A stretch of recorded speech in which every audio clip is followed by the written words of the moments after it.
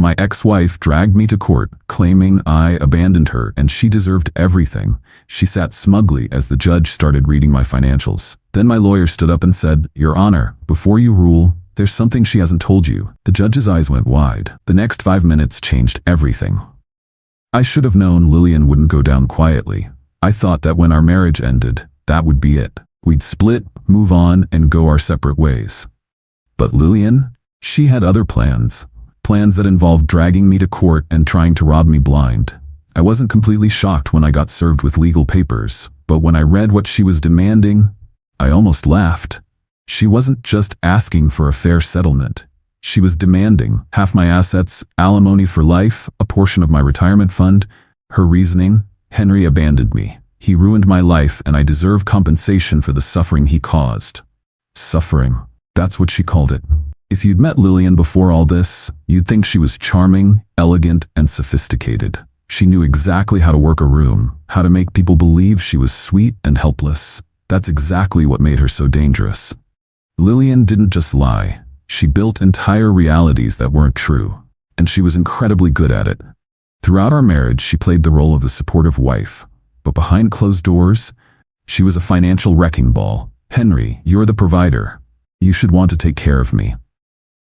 A real husband wouldn't make his wife worry about money. She never worked, never contributed, never once considered that marriage was supposed to be a partnership. But when things didn't go her way, she turned into a master manipulator. And when I finally had enough and filed for divorce, she lost it. Our split should have been simple. We had no kids, no shared business, and we signed a fair prenup before marriage. But to Lillian, that wasn't good enough. She called me selfish for wanting to move on. Called me a monster for refusing to keep paying her bills. "I gave you the best years of my life, and you're just throwing me away like garbage?"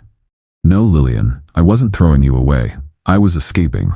And the moment our divorce was finalized, she started plotting her revenge. When I showed up for the first court hearing, I expected Lillian to at least pretend to be civil. I was wrong. She sat across from me, head held high, smirking like she had already won. She had on a designer dress, pearl earrings, and the same expensive handbag I had bought her years ago. You know, the one she said she'd sell because she didn't need material things? Yeah, that one. She looked me right in the eye, then leaned toward her lawyer and whispered something. Then, she smiled. Like this was all a game to her. Her lawyer stood up first, full of fake concern. "Your Honor, my client has suffered severe emotional and financial distress due to Mr. Wilson's abandonment." Abandonment. That was the word she chose. He left her with nothing. She was a devoted wife, relying on his financial support, only to be discarded without warning. I nearly laughed, because here's the truth. She was never abandoned. She had full access to a bank account with money to restart her life. She was given a fair settlement during the divorce, but she didn't want fair. She wanted everything. Her lawyer kept going, throwing out every emotional buzzword they could think of. She sacrificed her career for him. She never had one. She supported his ambitions. By spending my money, she deserves proper compensation. For what exactly? And when they finished, Lillian sat back in her chair, crossed her legs, and smiled. She thought she had me. She thought the judge wouldn't even question her story. And honestly, for a second, it looked like the judge was actually considering her argument. I clenched my fists under the table, because I wasn't about to let her get away with this. I turned to my lawyer, David Carter. He leaned in and whispered, "Let her talk. The more she lies, the harder she'll fall." He was right. The longer she spoke, the deeper she buried herself. She was so caught up in her act that she didn't realize something I had discovered weeks ago. Something that changed everything. I knew a secret that would shatter her entire case. A secret that I hadn't told anyone, not even her. And when the moment was right, I was going to let my lawyer drop the bomb in front of everyone. Lillian wanted a fight. She was about to get one. Lillian thought she had already won. She sat in that courtroom with a smug little smirk, convinced the judge was already leaning in her favor. And to be fair, it looked like he was. The way he nodded along, taking notes as she spoke, it almost seemed like her sob story was working. But what Lillian didn't know, what she never even considered, was that I had already seen this coming. And I wasn't about to let her win. The moment I got served with legal papers, I knew I needed someone who could see through Lillian's manipulations. That's when I called David Carter. David was a no-nonsense divorce attorney with a reputation for destroying baseless lawsuits. When I sat down in his office and told him everything, he just nodded and said, "I've dealt with women like this before. She's overconfident, which means she's sloppy. Give me time, I'll find something." And find something, he did. David started with the basics: financial records, credit history, past legal disputes. At first, nothing major. She had some debts, not surprising considering how much she spent. She had no real employment history, again no shock there. But then, David found something odd. "Henry, have you ever seen this document before?" He turned his monitor toward me. I leaned in, scanning the page. It was a marriage record. Except, it wasn't ours. I stared at the document. The date was years before I even met her. The name? Lillian Carter. And some guy named Daniel Brooks. My stomach tightened. "Are you saying she was married before?" "Not just married." He scrolled down, pointing to another section. "There's no record of a divorce." Silence. I felt my pulse in my ears. "Wait, so you're telling me..." "David, Lillian was still legally married when she married you." I sat back, exhaling slowly. Holy shit. David rubbed his chin, clearly thinking, "This changes everything." "How?" "Think about it, Henry. If she was never legally divorced, then your marriage to her was never valid." It took a second for the weight of that to hit me. Then, the realization slammed into me like a freight train. Lillian and I were never legally married. This means she has zero legal claim to my money. Her entire case was built on a lie. She had no right to anything she was demanding, because from a legal standpoint, our marriage never even existed. And when the judge found out, her entire scam would collapse. I looked up at David. "So what do we do with this?" David smirked. "We sit on it." I frowned. "Shouldn't we just submit it to the court now?" "No. If we do that, she'll have time to come up with excuses. She'll claim she didn't know or forgot or whatever other nonsense she'll spin." I nodded slowly, starting to see his strategy. "But if we drop this bomb on her while she's under oath, when she's already committed to her lies, she won't be able to talk her way out of it." I exhaled. This was brilliant. We were going to let Lillian dig her own grave, let her build up her case, thinking she was untouchable, and then, at the perfect moment, we'd rip it all out from under her. I clenched my jaw. She wanted a war. She was about to get one. Lillian walked into the courtroom like she was walking down a red carpet. Her expensive designer dress, her perfectly styled hair, her smug little smirk, it was like she was enjoying this. To her, this wasn't just a lawsuit, it was a performance. She had spent weeks spinning her narrative, painting herself as the innocent, struggling ex-wife who had been cruelly abandoned by her heartless husband. And today, she was about to give the performance of a lifetime. Or at least, that's what she thought. The judge, an older man with sharp eyes and a no-nonsense demeanor, called the court to order. Lillian's lawyer, a sleek-looking guy named Mark Langley, stood up first. "Your Honor, my client, Mrs. Lillian Carter, has suffered unimaginable hardship due to the reckless abandonment of her husband, Henry Wilson." Mrs. Lillian Carter. I almost laughed. She wasn't even legally a Mrs., but I kept my face neutral. I wasn't going to give her the satisfaction of a reaction. Mark continued. "For years, my client devoted herself to her marriage, only to be cast aside with no financial security. She gave up career opportunities, dreams, and stability, all for a man who treated her like she was disposable." My jaw tightened, but I didn't move. "And now, Your Honor, she finds herself struggling to survive, forced to rebuild from nothing, while Mr. Wilson enjoys the wealth that they accumulated together." That's when Lillian started fake crying. She pulled a tissue from her purse, dabbing at her eyes just enough to make it look real. And then, she sniffled. "Your Honor, I never thought I'd be in this position. I trusted Henry. I loved him, and he threw me away like I was nothing." She choked back a sob. "I'm just asking for what's fair." The judge nodded, jotting down notes. I could see it. The shift, the small flicker of sympathy. Lillian thought she had won. The judge turned to me. "Mr. Wilson, do you have anything to say in response to these claims?" I glanced at my lawyer, David. He gave me a small nod. "Stick to the plan." So I did. I kept my voice calm. "Your Honor, I did not abandon Lillian. In fact, she received a fair settlement during our divorce. She was given financial support, which she recklessly spent. This case is not about fairness, it's about greed." Lillian gasped dramatically. "Greed? I gave you everything." The judge held up a hand to silence her. David stood up. "Your Honor, before we proceed any further, I'd like to cross-examine Mrs. Carter." "Judge, proceed." David picked up a stack of documents. Mrs. Carter, is it true that you had full access to a shared bank account after your divorce? Lillian sniffled, still playing the victim. It wasn't enough to live on. David, and yet records show you spent over $10,000 on luxury handbags, vacations, and spa treatments in the first 3 months after the divorce. Her face flushed slightly, but she recovered quickly. Self-care is important, Mr. Paul. A few people in the courtroom chuckled. But Lillian? She didn't look nervous.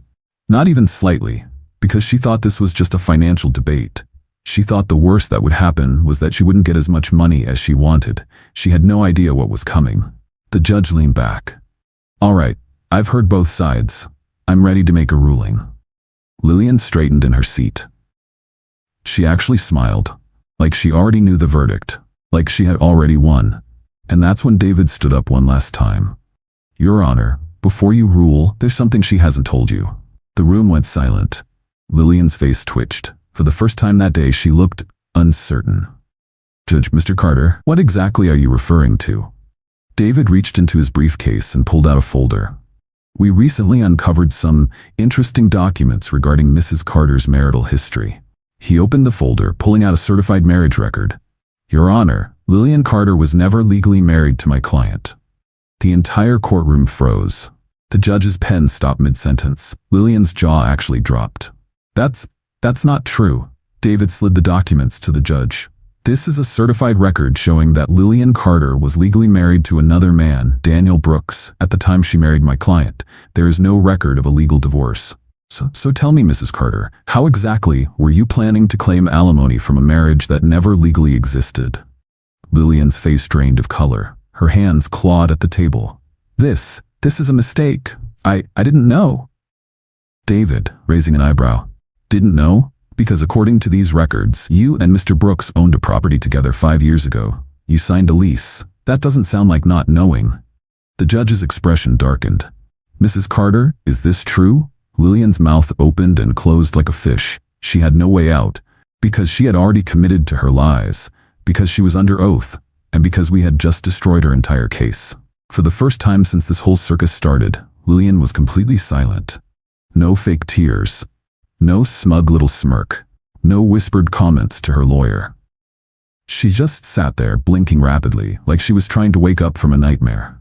The judge was still holding the marriage record in his hands, flipping through the documents, his expression hardening with every second. Mrs. Carter, this is a serious revelation. Are you telling this court that you were, in fact, legally married to another man at the time of your supposed marriage to Mr. Wilson? Lillian's lips parted, but no sound came out. Her eyes darted around the room, searching for a way out, but there wasn't one. Judge, Mrs. Carter answered the question. She swallowed hard. I didn't think it mattered. You didn't think it mattered? His voice was so sharp, Lillian flinched. The judge exhaled slowly, shaking his head. Then he set the document down, folded his hands, and spoke, calm but furious. Mrs. Carter, do you have any idea what you've done here? Your Honor, Judge. Cutting her off. No, you don't speak. You listen. Lillian froze. You came into this courtroom under oath and knowingly built your case on a lie. You claimed financial hardship from a marriage that legally never existed. You wasted this court's time. You wasted Mr. Wilson's time. And worst of all, you tried to manipulate the legal system for personal gain. The room was so quiet you could hear a pin drop. This is not just unethical, it's criminal. Lillian's face turned ashen. She looked at her lawyer, but Mark Langley wasn't looking at her. He was already packing up his briefcase. Lillian's mouth opened and closed, her breathing turning shallow. Mark, you can fix this, right? Mark stood up calmly, adjusting his suit. Your Honor, in light of this revelation, I am formally withdrawing from this case. I cannot, in good conscience, continue representing a client who has misled both myself and this court. Then, he picked up his briefcase and walked out, just left her there. Lillian stared after him, horrified. Wait, no, you can't just leave. The judge slammed his gavel, cutting her off. Mrs. Carter, sit down. She whimpered and sank back into her seat. That was it. She was alone now. The judge let out a long breath, then picked up his notes. Given the circumstances, this case is not only dismissed with prejudice, but I am also ordering Mrs. Carter to cover all legal fees incurred by Mr. Wilson. Lillian's head snapped up. No, Your Honor, please. Judge ignored her. Furthermore, due to the fraudulent nature of this case, Mrs. Carter may be subject to further legal action pending review by the district attorney's office. Fraud, the word hung in the air like a death sentence. Lillian's entire body started shaking. This can't be happening. Oh, but it was. And it was only getting worse. As soon as the gavel struck and the case was dismissed, the whispers started. People in the courtroom, spectators, even other lawyers were muttering, "She tried to scam him. Unbelievable. She's finished." Lillian's face was beet red. She looked at me for the first time that day. Her lips trembled like she wanted to beg. But I just sat there, arms crossed, completely unmoved. Because Lillian? She did this to herself. She played a game she never should have started. And now, she was paying the price. The moment we stepped outside the courtroom, Lillian completely fell apart. She chased after me, her heels clicking against the floor. "Henry, wait, please!" I turned slowly. She was a mess. Her hands were shaking, her eyes were red and puffy. She wasn't the smug, overconfident woman who walked into that courtroom anymore. She looked small. "This is a mistake, right? You don't really want to see me suffer like this, do you?" I tilted my head, studying her. "Lillian, you spent months trying to ruin my life," she whimpered. "But I didn't mean to. I was scared, Henry. I thought I'd end up with nothing." I let out a slow breath. "Lillian, that's exactly what you deserve." Her breath hitched. "You hate me, don't you?" I didn't answer, because the truth was worse than that. I didn't hate her. I just didn't care anymore. My final words, cold as ice, "Goodbye, Lillian." And then, I walked away. For good, a year. That's how long it had been since I walked out of that courtroom and out of Lillian's life forever. And in those 12 months, everything had changed. For me, life had never been better. For Lillian, well, karma wasn't done with her yet. After the court case, after watching Lillian self-destruct in real time, I decided I was done living in the past. So I moved to a new city. Not because I had to, just because I wanted zero reminders of her. I got a promotion at work. Turns out, when you're not constantly being drained by a manipulative, greedy woman, you can actually focus on your own success. I reconnected with old friends, started traveling more, even started dating again. I wasn't rushing into anything serious.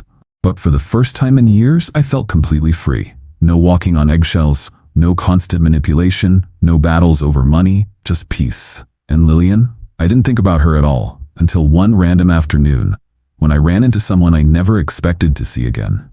I was grabbing coffee near my office when I saw her. At first, I almost didn't recognize her. She looked different.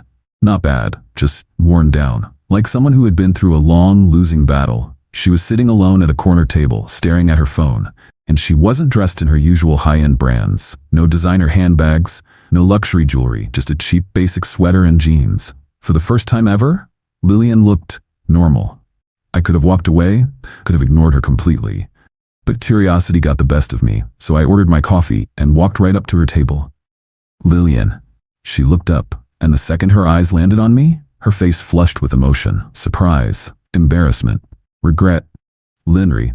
She sat up straighter, tried to fix her hair like she still cared about looking perfect in front of me. "Didn't expect to see you here." She swallowed hard. "Yeah, I moved." "Yeah? Where to?" She hesitated. "Just a little place across town." I raised an eyebrow. "Studio apartment?" She blinked, caught off guard, then sighed. "Yeah."